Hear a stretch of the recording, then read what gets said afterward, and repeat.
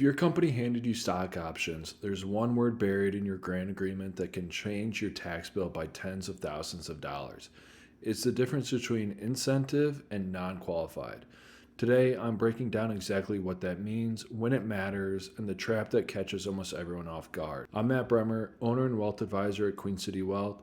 I work with individuals and families to walk through these complex decisions. I help people make sense of the financial decisions that actually move the needle. And today, that's stock options. If you've got equity comp from work, stick around. And if you enjoyed the video, you can like and subscribe. You can click on the link in the description about an intro call and discuss working together. There are two flavors of employee stock options: ISOs, incentive stock options, and NSOs, non-qualified stock options.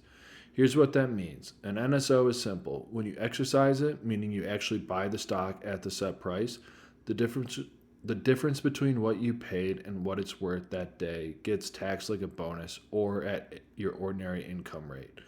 And then, yes, it shows up on your paycheck with taxes withheld. An ISO tries to do you a favor. When you exercise it, there's no regular income tax due right away.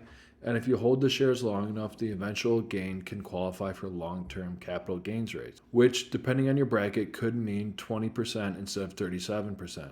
That's a real difference on a real amount of money staying in your pocket. ISOs are only available to employees. NSOs can go to contractors, advisors, board members, basically anyone the company wants to grant equity to. So ISOs sound like the obvious win, right?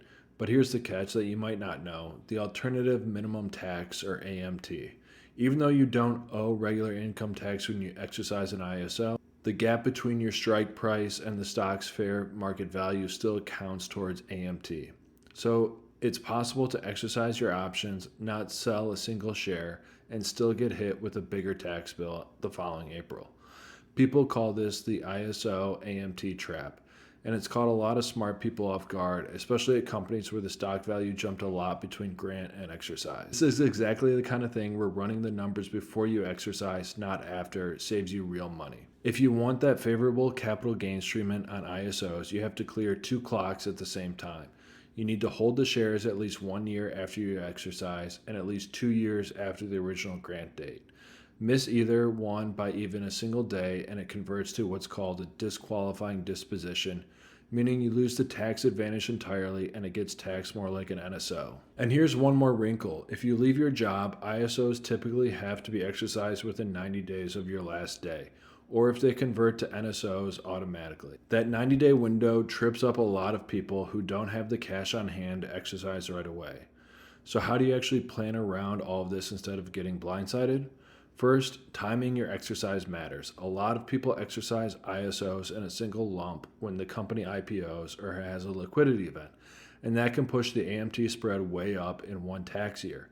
Spreading exercises across multiple calendar years, when possible, can keep you under AMT thresholds and smooth out the tax hit instead of taking it all at once. Second, do the math before you exercise, not after. Run an AMT projection using that year's numbers, your strike price, the current fair market value, and your other income. That tells you whether exercising now creates an AMT bill and roughly how big it'll be.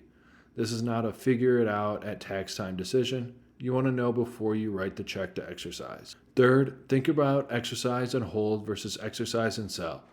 Exercising and holding gives you the shot at a long-term capital gains treatment, but it means your money, and often a real concentration of your net worth, is tied up in one company's stock while you wait out the holding period. Exercising and immediately selling some or all of your shares, often called a cashless exercise or partial sale, gives you liquidity and caps your risk, but you give up the preferential tax treatment on whatever you sell early. Fourth, a disqualifying disposition isn't always bad. Sometimes selling before you hit both holding periods is the right move on purpose.